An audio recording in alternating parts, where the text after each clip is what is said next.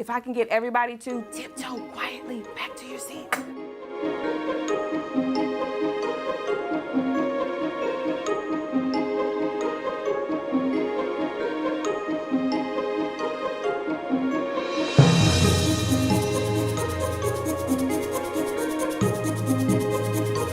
When they created the word EDGE, educators dedicated to growing excellence, that's exactly what they're giving these kids. And they are benefiting, the parents are happy, the staff is happy, and we are just great to be a great cause for these students and changing them and building them so that they can have a future where they can imagine things that they've never even imagined before. At EDGE, teachers are the most dedicated people on the face of the earth. I've been here at 8 o'clock at night and teachers are still working.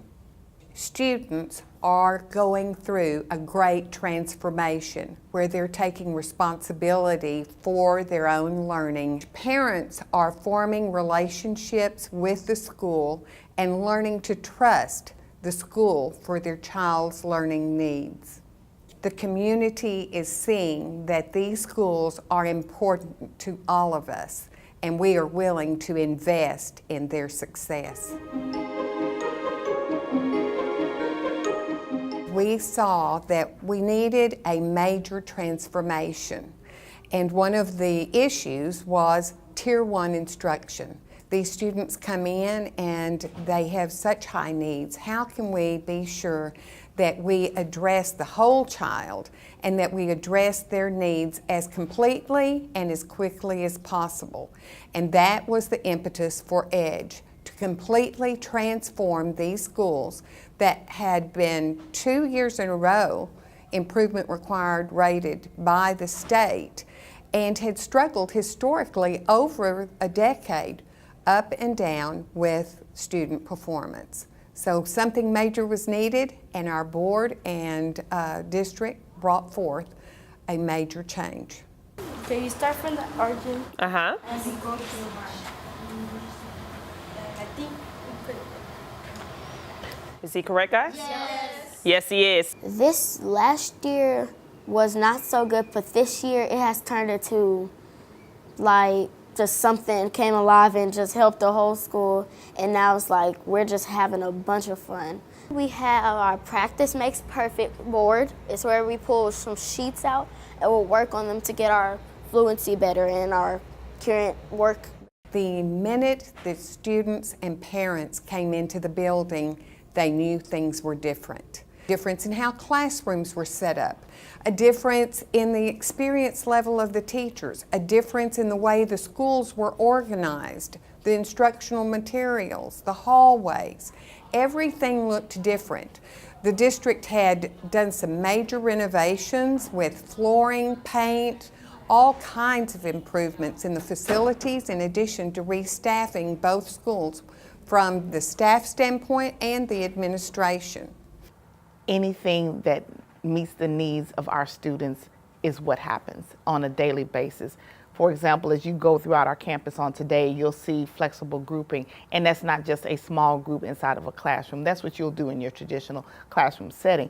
Okay, flexible group time, let's go. Flexible group time, Mr. Mouton. Flexible group, please.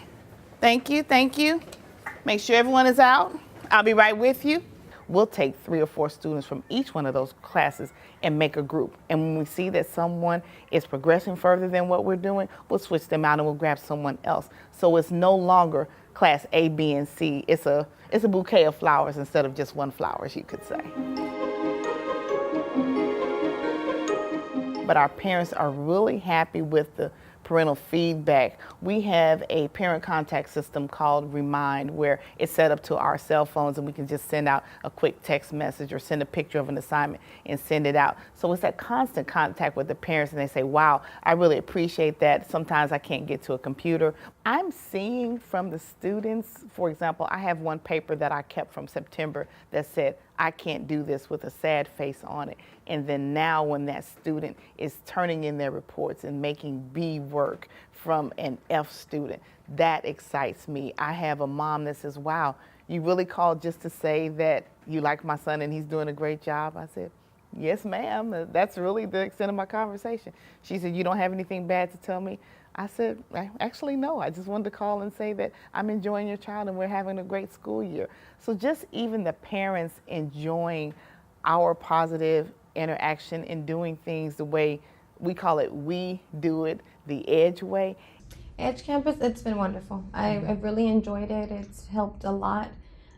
With my 5th grader, it's helped him develop his social skills. He's a lot more open now. He participates a lot more in a lot of clubs in the school.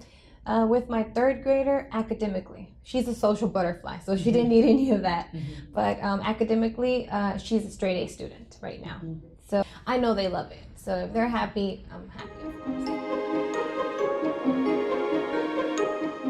Yes, a tremendous change. Like, we started in August, and when you see the growth and the confidence and the excitement in kids when they're learning now, you're just elated, and you're like, wow, you know, they're more confident, they're raising their hands, they're shouting out answers, they're ready to show their work and prove and defend their answers. So reading fluency has truly improved. So the confidence is the major thing we've noticed in our students. They're more apt and prepared and ready to be successful.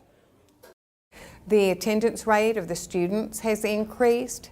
The attendance rate of the teachers has increased. Discipline is decreasing. We are seeing from our checkpoint, students are learning, and it's at a rate that we did not see previously at these schools.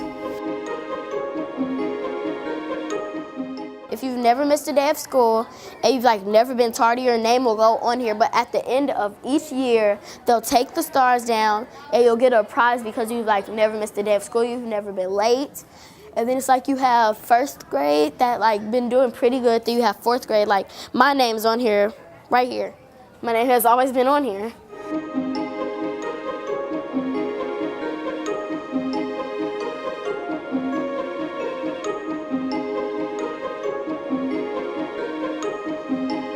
The flags are put on each teacher's door for perfect attendance. They look forward to hearing at the end of the day their class has perfect attendance. The more they're here, the better off we can teach them. At Briargate last year, the teacher attendance was 92.3%, and currently teacher attendance at Briargate is 96.6%.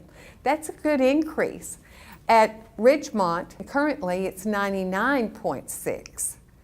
That means there is rarely a teacher absent.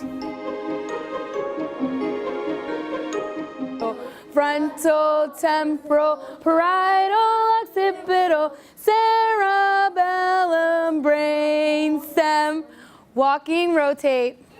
Well, action-based learning is an instructional strategy based on brain research that supports movement, the link between movement and academic performance. So my job is to bring kids in, talk with their teachers, find out what content needs extra reinforcement, and then apply my knowledge with movement to the academic content so they can anchor that learning in their brain. So your step cross, step cross, step cross. The Action-Based Learning Lab, or ABL Lab, is an area inside the building where the PE teacher can work with students, and what we found is that this helps them stay engaged. For a long time, schools didn't want to have additional recess or didn't want students to be outside the classroom playing because it was a loss of instructional time. But what we found was that when students are having difficulty learning, and some students don't have an opportunity to play or a place to play at home, when they come to school, they need a place to work their energy off and a place to be a child. And we've found that in the Action-Based Learning Lab, they can learn while they're having movement and working off some of that energy, which I think really does help with the disciplinary referrals and the attention and engagement in the classroom. When students are successful in learning and they're engaged in the classroom, the behavior is better. EDGE is making a difference. The teachers, the new staff at the school is making a difference. For example, at Ridgemont Elementary, last year we had 71 out-of-school suspensions. Right now, mid-year, at midterm, that number was only 10. At Briargate, we had 35 suspensions. That's a high number for a school that has just over 400 students. This year, that number is 5 out-of-school suspensions.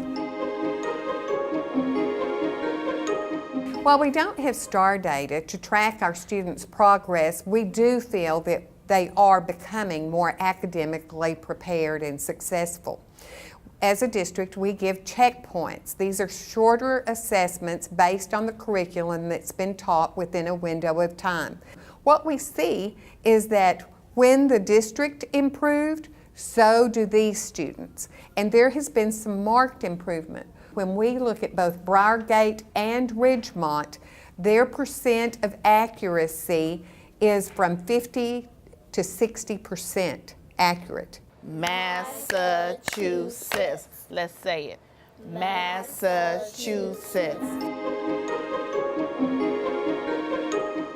The one thing that I see as challenges is that there are some socioeconomic factors that are present at this school that are none other like I've seen at any other school. For example, there are children here who are truly hungry. When children ask me for things, it's, Miss, do you have a piece of candy? Miss, do you have a sandwich? Miss, would you save me some of your lunch?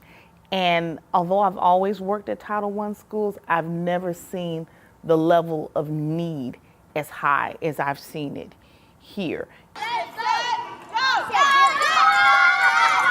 The teacher retention rate at Briargate for the last 2 years, it was 61% and 75%. We could only anticipate that if you lose 25% of your staff every year and you have to retrain and start over again, that makes it very difficult for teachers to form these professional learning communities, to really know the students, their families, and to have continuity once you do have success going. So teacher retention will be very critical to the success of EDGE. Could have a waiver on the extended day fees for children who are of age in the district. That would be a big incentive to stay, because most of our concern is we give the 8 hours, the 10 hours to other people's children, and then our children sort of get a shortcut. But to know that they're in the building with us, that would be a big incentive that would say, oh, you know what? I'm not going to the transfer fair. I'm staying right here at Briargate. One of the things that we have to support families and students is Club EDGE. And I would have to say this is probably one of the areas where we need to improve. We're not certain that our families are that interested. We only have 18 students at one school and 10 enrolled at the other, because many of our families walk through the neighborhood to pick up their children and then walk home, and they have dinner early, and that's their family time. I think that the bonds and the relationships that we've built here, as well as the culture from the administrators and the staff, I think it kind of works to keep teachers around as well. It's like a family. What I would like to see is it to expand more equipment like that in the classrooms, more wobble stools in the classrooms, more exercise balls in the classrooms, more of those type of kinesthetic or movement desks. So in the future, we know that the professional development and training needs to take place before school, or as we were discussing with the principals the other day, don't bother the teachers the first 9 weeks. Let them teach. Let the school gel. Hi, Jeff. This is my son, Jeffrey. He's in first grade here at Briargate, and this is one of my incentives on staying here. The future at EDGE is bright. We are making a difference. Students are learning more. Their attendance is increasing. They are excited, and so are we. I want them to know that this is not the same Ridgemont. This is actually a school who they should be looking out for in the coming years. I think that if they continue with the high quality teachers, they continue offering the activities that they are to motivate and encourage the students to move forward, I think that Ridgemont is going to be one to contend with in a few years to come. So watch out, Fbisd.